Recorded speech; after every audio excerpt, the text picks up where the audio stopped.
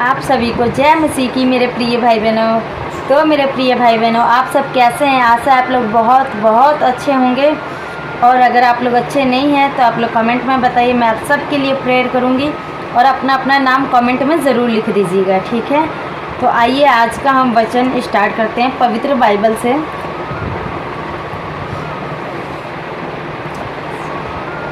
तो आज का हमारा वचन है यूहन्ना 6 का 16 पद से पढ़ेंगे हम। यीशु का पानी पर चलना। मेरे प्रिय भाई बहनों, ये वचन आप लोग ध्यान से सुनिएगा, तभी जाकर आपको समझ आएगा। और ये वचन मैं आप लोग को खास करके क्यों बता रही हूँ, इसमें भी कुछ ट्विस्ट है, तो मैं ये आपको एंड में बताऊंगी, लेकिन पहले आप ये वचन को पूरा सुनिएगा तब, ठीक है? तो चलिए हम स्टार्ट करते हैं अपना प्यारा सा वचन। जब संध्या हुई तो उसके चेले झील के किनारे गए और नाव पर चढ़कर झील के पार कफरनहूम के जाने लगे। उस समय अंधेरा हो गया था और यीशु अभी तक उनके पास नहीं आया था। आंधी के कारण झील में लहरें उठने लगी। जब वे खेते खेते 3-4 मील के लगभग निकल गए तो उन्होंने यीशु को झील पर चलता और नाव के निकट आते देखा और डर गए। परंतु उसने उनसे कहा, मैं हूँ, डरो मत।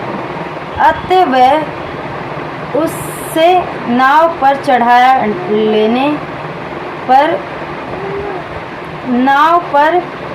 चढ़ा लेने के लिए तैयार हुए और तुरंत वहाँ नाव उस स्थान पर जा पहुँची जहाँ वह जा रहे थे। आमीन। हाँ मेरे प्रिय भाई बहनों, ये वचन मैं आप लोगों को इसलिए सुनाई ताकि मैं आप लोगों को समझा सकूं एक चीज़, कि जब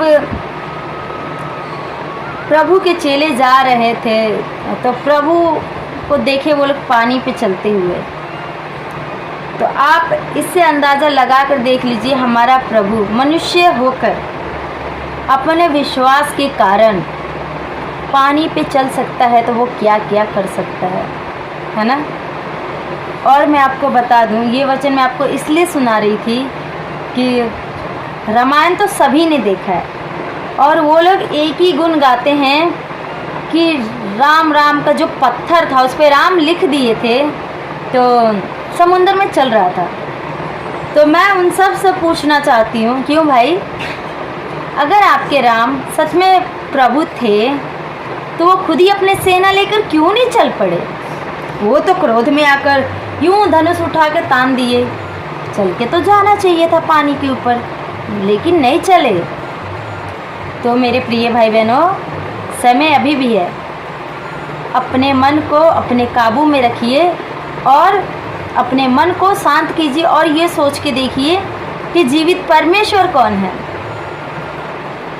जब परमेश्वर पानी पे चल सकता है तो उनके दास मूसा ने भी लाल समुद्र को 2 भाग करके 40 लाख आदमियों को लेकर गए थे, सेनाओं को, सिर्फ एक आज्ञा के अनुसार। एक लाठी से मारा था तो समुद्र 2 भाग हो गई थी। राम ने तो नहीं किया, करना चाहिए था। अगर जीवित परमेश्वर है तो करना चाहिए था। लेकिन वो तो क्रोधित हो गए ना। जो रामायण देखा होगा सबको पता है, मैं भी देखी हूँ, मैं शुरू से लेके एंड तक देखी हूँ। क्योंकि मैं सच बता दूँ, बहुत बड़ी भक्त थी, बहुत बड़ी। तो अब मुझे अपनी इस सारी चीज़ों पे हंसी आती है। सच बताऊँ तो सच में हंसी आती है कि मैं अपनी ज़िंदगी के 14-15 साल अंधकार में बिताई, लेकिन शुक्र है, थैंक गॉड, प्रभु जी ने मुझे चुन लिया और मैं प्रभु के शरण में आ गई। तो आप लोग भी मेरे प्रिय भाई बहन, आप लोग में से बहुत लोग बहुत ही पढ़े लिखे हैं, फिर भी पढ़ लिख कर ना समझी वाले काम करते हैं।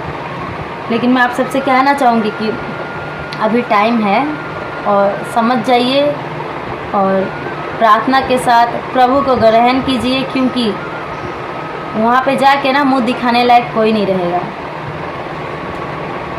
वहाँ पे राम भी नहीं आएंगे बचाने के लिए, सच में, ठीक है।